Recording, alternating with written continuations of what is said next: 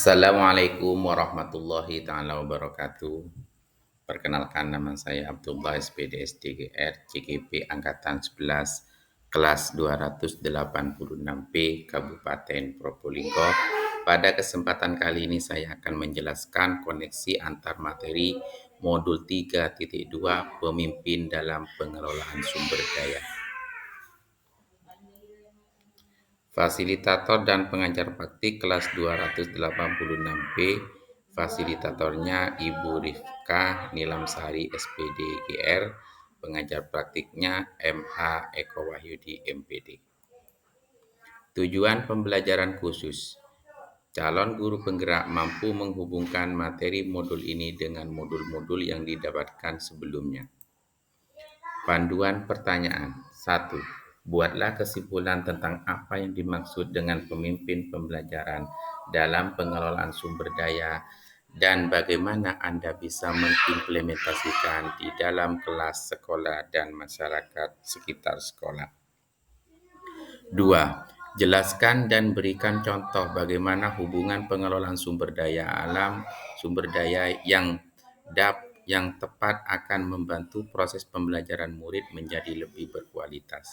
3. Berikan beberapa contoh bagaimana materi ini juga berhubungan dengan modul lainnya yang Anda dapatkan selama mengikuti pendidikan guru penggerak.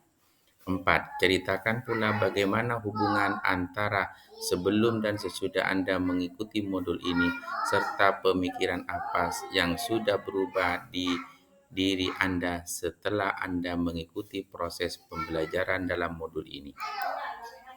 Kesimpulan, pemimpin pembelajaran dalam pengelolaan sumber daya adalah seorang pemimpin yang menerapkan pendekatan berbasis kekuatan atau aset dengan memanfaatkan sumber daya yang ada di sekitarnya untuk menggali potensi yang dimiliki dalam menunjang proses pembelajaran.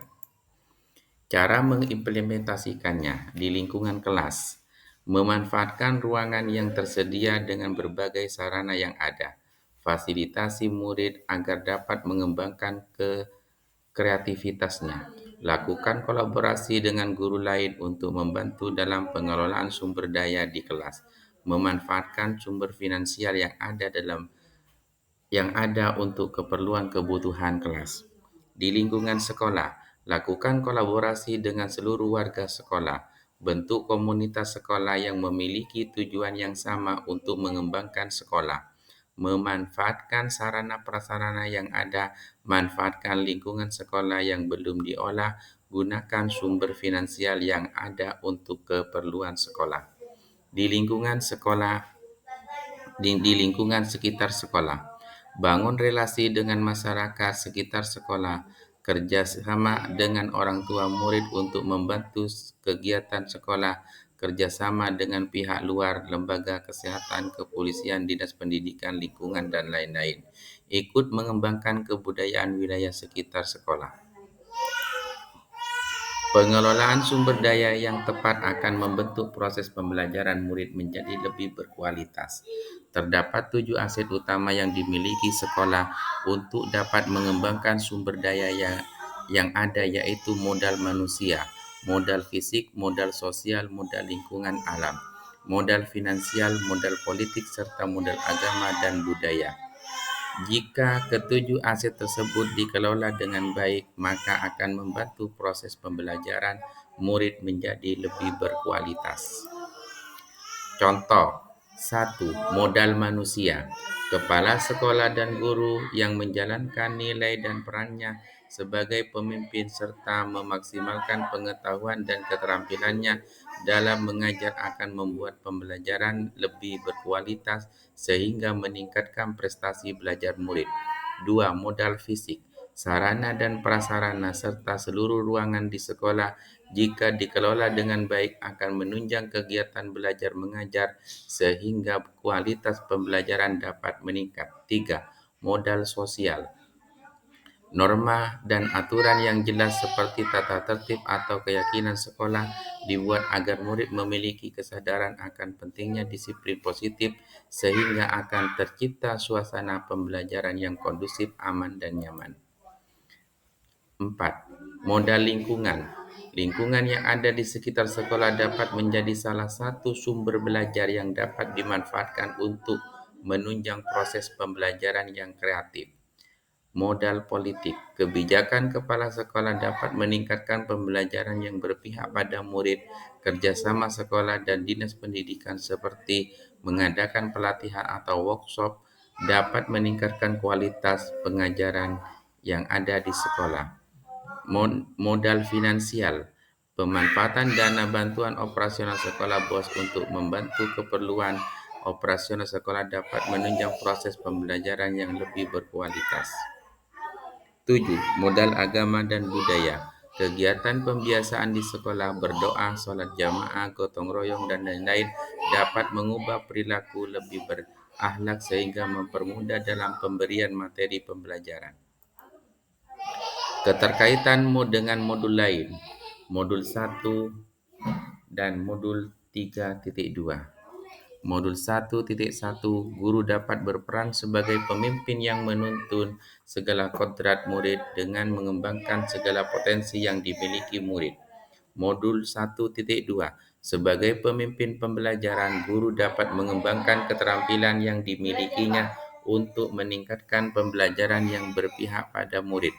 Modul 1.3, seorang pemimpin harus memiliki visi ke depan untuk melakukan perubahan ke arah yang lebih baik dengan berpikir berbasis kekuatan atau aset. Modul 1.4, budaya positif diperlukan dalam menumbuhkan akhlak yang baik sebagai aset dalam modal budaya agar tercipta suasana pembelajaran yang nyaman dan menyenangkan. Keterkaitan dengan modul lain, modul 2. Modul dengan modul 3.2. Modul 2.1. Guru dapat menerapkan pembelajaran berdiferensiasi sesuai dengan kebutuhan belajar murid sehingga dapat memaksimalkan potensi atau sumber daya yang ada pada murid. Modul 2.2. Dalam mengelola sumber daya, seorang pemimpin diperlukan kemampuan sosial emosional yang lebih baik sehingga segala keputusan yang dapat dipertanggungjawabkan. Modul 2.3. Pemimpin harus mampu menerapkan teknik coaching dalam melakukan segala tindakan untuk pengelolaan sumber daya yang ada di sekitarnya.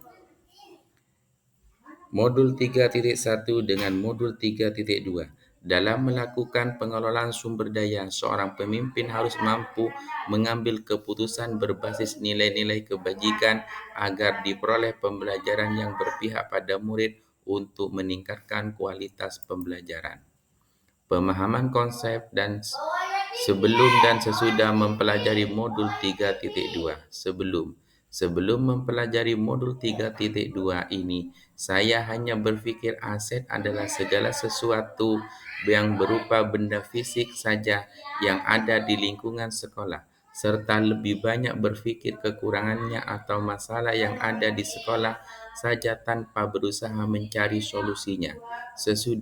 Setelah mempelajari modul 3.2 ini, saya baru memahami terdapat 7 aset utama yang dapat dikembangkan untuk dapat membangun sekolah, yaitu modal manusia, modal fisik, modal sosial, modal lingkungan alam, modal finansial, modal politik, serta modal agama dan budaya. Seorang pemimpin harus memiliki pendekatan berpikir berbasis aset kekuatan untuk dapat mengembangkan potensi yang dimiliki sekolah. Pemikiran yang berubah dalam diri saya setelah mempelajari modul 3.2. Terdapat 7 aset utama dalam mengelola sumber daya di sekolah. Guru sebagai aset utama di sekolah harus memiliki kreativitas dan inovasi dalam mengelola sumber daya yang ada agar dapat mewujudkan pembelajaran yang berkualitas. Murid yang heterogen dapat menjadi aset jika diberikan pembinaan yang tepat. Gunakan pendekatan berbasis kekuatan aset, bukan pendekatan berbasis masalah atau kekurangan. Terima kasih sebelumnya, mohon maaf. Wassalamualaikum warahmatullahi taala wabarakatuh.